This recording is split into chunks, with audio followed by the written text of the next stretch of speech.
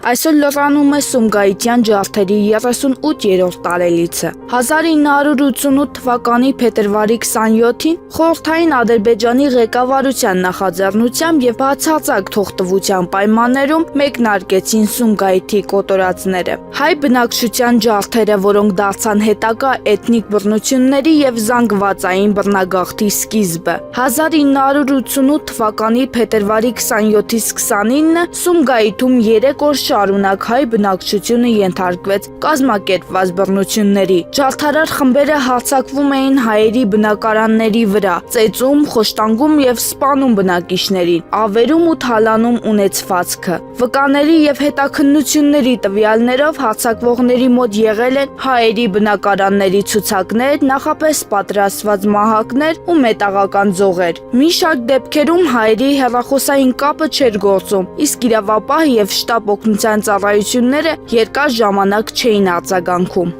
Խորհրդային զորքերը քաղաք մտան միայն փետրվարի 29-ին, սակայն նույնիսկ այդ օրը բռնությունները ամբողջությամբ չդադարեցին։ Միայն երեկոյան իրավիճակը վերահսկվեց։ ԽՍՀՄ պաշտոնական տվյալներով սպանվել է 27 հայ, սակայն բազմաթիվ հետազոտողներ եւ ականատեսներ նշում են, որ զոհերի իրական թիվը կարող է զգալիորեն ավելի մեծ լինել։ Բացի սպանություններից արձանագրվել են հարյուրավոր վիրավորներ, բռնաբարությունների դեպքեր, հազարավոր փախստականներ, հարյուրավոր ավերված բնակարաններ։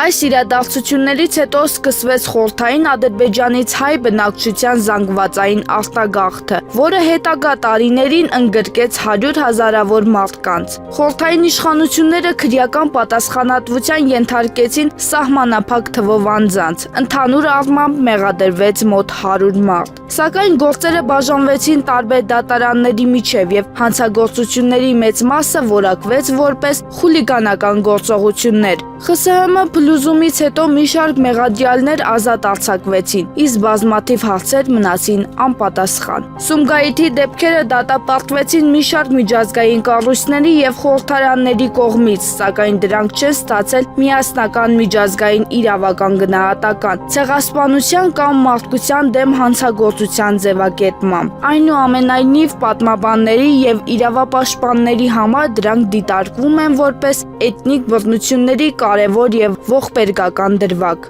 Դեպքերի մասին խոսել են ոչ միայն հայ, այլև ադրբեջանցի ականատեսներ։ Նրանցից մեկը պատմել է, որ ամբոխը շարժվում էր բնակարան առ բնակարան, փնտրելով հայերին, իսկ մարդիկ հաճախ պարզապես դիտում էին կատարվող բռնությունները առանց միջամտելու։